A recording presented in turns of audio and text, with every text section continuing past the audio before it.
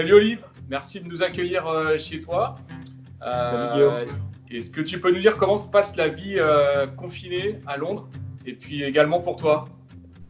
Bah écoute, on s'accommode, on s'adapte de cette situation assez étrange et une période délicate que l'on n'a pas l'habitude de vivre forcément, où il faut rester à la maison, confiné, respecter les règles. Donc c'est nouveau, c'est particulier, un peu bizarre, hein, mais on s'y habitue et on essaye de, encore une fois, suivre les règles et rester en famille et essayer de limiter la propagation, l'épidémie de ce virus. Bon, je vois que tu gardes la forme là, hein. Comment tu fais? C'est quoi ta recette? Écoute, j'ai pris des couleurs un peu, ouais, tu trouves pas? Ouais, ça. Je vais courir au parc. Voilà, je suis en appart ici et j'ai la chance d'avoir un super parc à côté de chez moi, Battersea Park. Ouais. Donc je vais courir, faire du cardio et puis tout ce qui est programme envoyé par Chelsea. Courir dans un parc, c'est assez inhabituel pour toi, non? Habituellement, c'est au stade. Ouais, c'est clair que on centre d'entraînement en général et là le fait d'aller courir au parc, ça change un peu.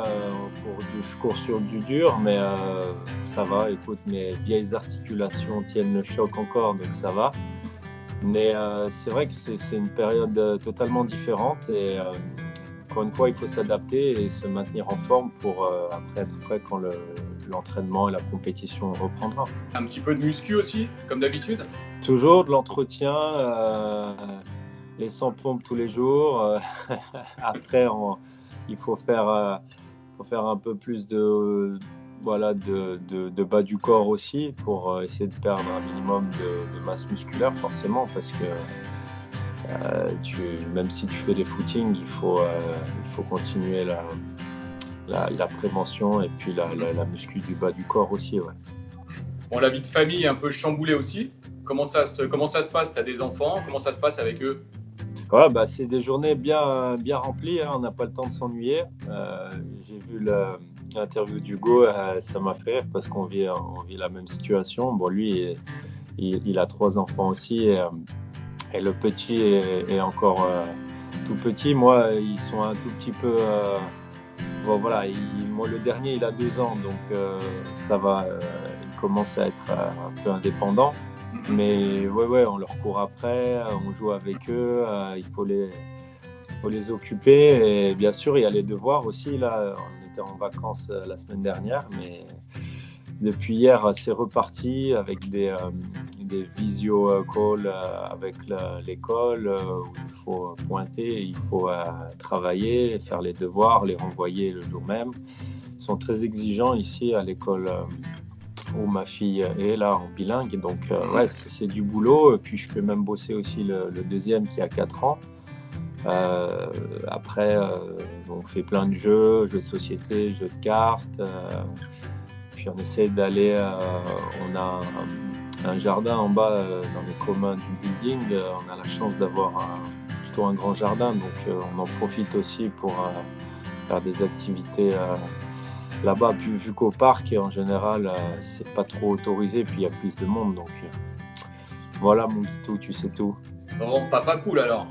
Ouais, papa poule, toujours, on lit des histoires avant d'aller au dodo, on joue au foot avec les garçons, il m'arrive des fois aussi de jouer à la Barbie avec ma fille. Bien.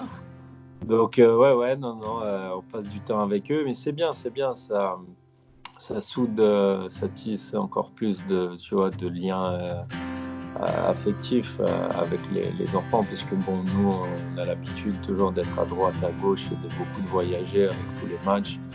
Donc, c'est bien, tu passes plus de temps avec eux et ça fait plaisir. Tu les vois grandir encore de plus près et puis progressivement, quoi. C'est super. C'est clair. Un petit mot sur le don que vous avez fait, puis la vidéo de soutien qui a été faite au personnel soignant des hôpitaux français. Ouais, bien sûr. Ouais, voilà, à titre personnel aussi, je sais que pas mal de mecs font certaines choses, c'est mon cas, mais après, bien sûr que quand on nous a sollicité avec l'équipe de France pour participer et aider ceux qui en ont besoin, on a tout de suite dit oui. Et Hugo nous a parlé sur le groupe des joueurs qu'on a. Et on a tout de suite accepté sa proposition et son envie d'aider ceux qui en ont besoin en cette période difficile. Ouais, toi tu connais bien l'univers des hôpitaux, l'univers médical, c'est un gros coup de chapeau à tous ces gens-là. Ouais, évidemment, en temps normal, ils font déjà un métier extraordinaire. Ils aident les autres, ils sauvent des vies et aujourd'hui, ils sont en première ligne alors que ce virus est quelque chose de très sérieux. Donc, il faut leur rendre hommage, il faut les encourager, les soutenir. Voilà, que ce soit des vidéos, j'en ai fait pas mal, des messages aussi. Des dons et puis bien sûr quand on peut des petites choses mais qui font plaisir aussi applaudir tous ensemble, ça fait chaud au cœur et ils se sentent soutenus donc voilà, c'est grâce à eux aujourd'hui si on arrive à redresser un peu, à sortir la tête de l'eau si je puis dire, et puis bon, j'espère qu'il y aura un minimum que le nombre de contaminés va baisser progressivement et puis qu'ils puissent souffler un peu parce que j'imagine que les hôpitaux sont pleins à craquer et qu'ils commencent à être fatigués. Donc vivement que ça se termine quand même toute cette histoire. C'est clair, vivement que ça se termine. Olive, tu as vu que l'Euro 2020 a été décalé en 2021. Qu'est-ce que ça t'inspire, toi ?